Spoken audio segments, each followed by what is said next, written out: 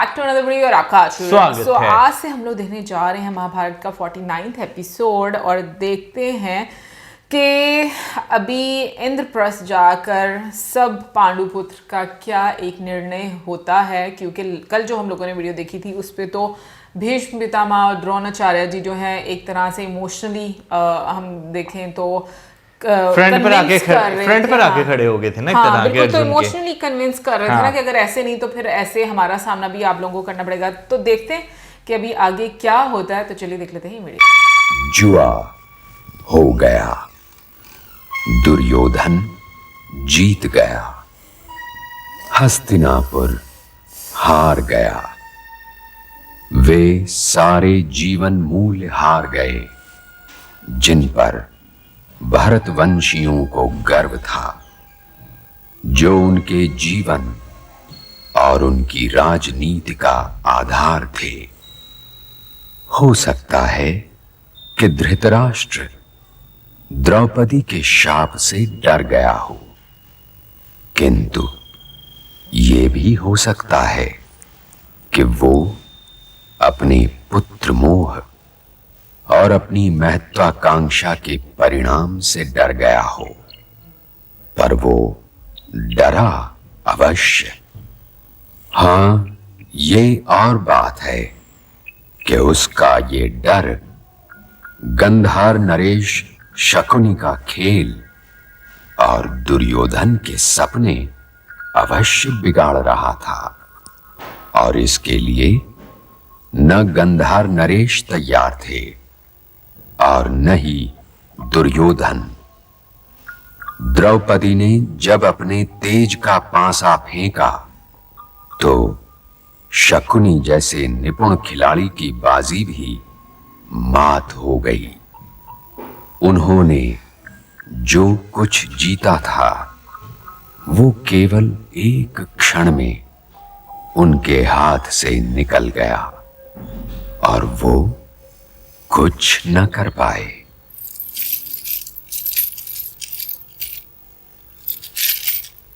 तुम इतने चिंतित क्यों लग रहे हो दुशासन?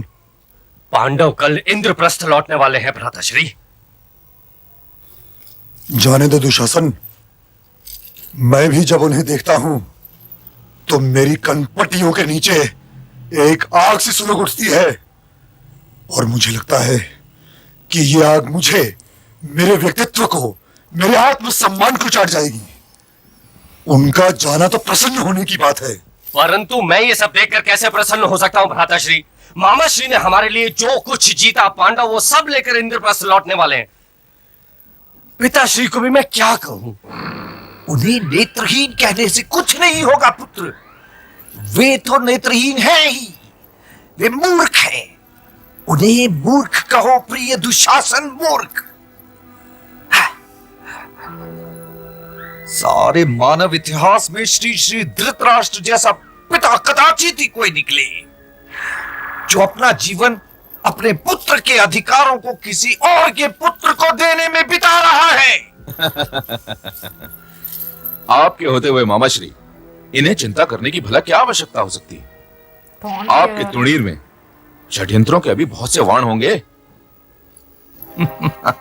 सत्य कभी व्यंग का आधार नहीं बन सकता अंगराज कर्ण। हाँ, ये तुमने ठीक कहा। मेरे तुणीर में अभी वाण रिक्त नहीं हुए। तब तो मुझे आज्ञा दो मित्र। ठहरो अंगराज, चाहते चाहते ये तो बताते जाओ कि तुम्हें दुर्योधन अधिक प्रिय है या स्वयं तुम्हारा अपना शौर्य? बोलो अंगराज। चला दी है। बोलो। मेरी इन दोनों सेनाओं ने तो दाव मार ही लिया था, परंतु द्रौपदी ने आकर सारा बना बनाया खेल बिगाड़ दिया। तुम भी तो वहां उपस्थित थे और तुम स्वयं साक्षी हो कि मेरी इन दोनों सेनाओं ने युद्ध जीत लिया था। द्रौपदी किसी दिव्यास्त्र की भांति आई और जीजाश्री डर गए, और इसी डर के कारण जीजाश्री ने द्रौपदी के साथ संधि कर ली। तो अब क्या किया जाए? यदि एक साथ खेलने का अवसर मिल जाए भांजे, तो सब कुछ फिर से समेट लूं। असंभव। पिताश्री फिर से द्यूत की आज्ञा कभी नहीं देंगे। तब तो तुम महाराज के पुत्र मोह को समझे ही नहीं मित्र। तुम जो कुछ मांगोगे महाराज तुम्हें देने का प्रयत्न अवश्य करेंगे, इसलिए उनकी ओर से तो चिंता ही ना करो। प्रश्न है उन दोनों आचार्यों और गंगा पुत्र भीष्म का। अरे वे तीनों तो राज सिंहासन के ही पाए से बंधे हुए सिंह हैं, उनकी ओर से तो चिंता ही ना करो भांजो। हाँ, यदि चिंता करनी है तो विदुर की ओर से करो। चिंता करनी है तो मेरी प्रिय बहन गांधारी की करो। तनिक मुझे ये सोचने दो कि तुम महाराज से जाकर कहोगे क्या। पांडव इस अपमान को चुपचाप सहन तो नहीं करेंगे मामाश्री। यदि उनके स्थान पर मैं रहा होता तो इंद्रप्रस्थ पहुंचते ही सेना लेकर हस्तिनापुर की ओर पलट लेता। कदाचित वे भी यही करेंगे, तो फिर हमें क्या करना चाहिए? उनके आक्रमण से पहले स्वयं हमें उन पर आक्रमण कर देना चाहिए। हाँ, आक्रमण। पहली बार तुम्हारे मुंह से निकला हुआ ये शब्द मुझे अच्छा लग रहा है अंगराज। आक्रमण। पुत्र दुर्योधन, पहला आक्रमण तुम करोगे गंगा पुत्र भीष्म पर। यदि उन्हें चित कर लिया तो ना रहेगा बांस और ना बजेगी बांसुरी। और ये आक्रमण तुम्हें अभी करना पड़ेगा, इसी समय पुत्र दुर्योधन, आक्रमण। हाँ भांजे, जाओ पुत्र, इसी समय।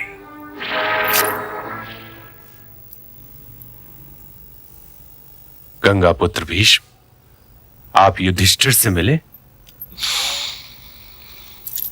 किस मुंह से जाऊं उनके पास?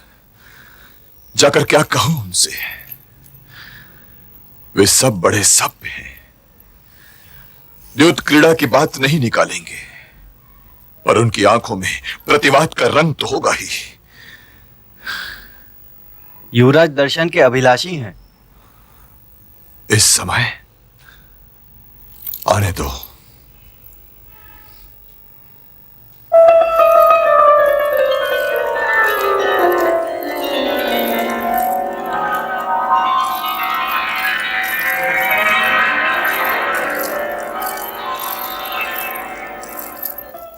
प्रणाम पितामह, प्रणाम गुरुदेव। आओ वत्स, और ये बताओ कि इतनी रात गए अपने पितामह की याद कैसे आ गई? मेरे पास केवल दो विकल्प हैं पितामह। मैं आपसे यह पूछने आया हूं कि कौन सा विकल्प उचित रहेगा। कैसे विकल्प प्रिय दुर्योधन? द्यूत क्रीड़ा भवन में जो कुछ हुआ, मैं उसके लिए लज्जित नहीं हूं गुरुवर। द्रौपदी मेरी दासी हो चुकी थी और उसके स्वामी होने के नाते उस पर मेरे अधिकारों की कोई सीमा नहीं है। यदि लज्जित हो तो स्वयं भ्राता युधिष्ठिर, जिन्होंने अपनी पत्नी को दांव पर लगाया था। और इस विषय में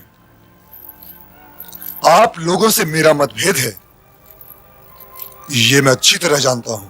विकल्पों की बात करो दुर्योधन। विकल्पों की बात के लिए यह भूमिका आवश्यक थी गुरुवर।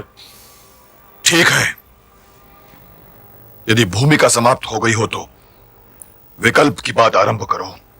जो आज्ञा पितामह। जैसे एक वन में दो बाघ नहीं रह सकते, उसी तरह एक ही क्षेत्र में कुरु और पांडव नहीं रह सकते। द्यूत के उपरांत तो बिल्कुल ही नहीं रह सकते। ऐसी स्थिति में केवल दो विकल्प रह जाते हैं। पहला विकल्प यह पितामह कि आप मुझे आज्ञा दीजिए कि मैं इंद्रप्रस्थ पर आक्रमण करूं और यह निर्णय रणभूमि में हो कि इस क्षेत्र में मैं रहूंगा या वे रहेंगे? दूसरा विकल्प ये पितामह कि एक बार और द्यूत हो जाने दीजिए। यदि मैं जीतूं तो वे 12 बरस का वनवास और 13वें बरस का ज्ञातवास स्वीकार करें, और यदि वे जीते तो 12 बरस का वनवास और 13वें बरस का ज्ञातवास मेरे लिए। द्यूत द्यूत कोई विकल्प नहीं है दुर्योधन। हाँ, और ये समस्या इतनी सरल और साधारण नहीं है पुत्र। क्षमा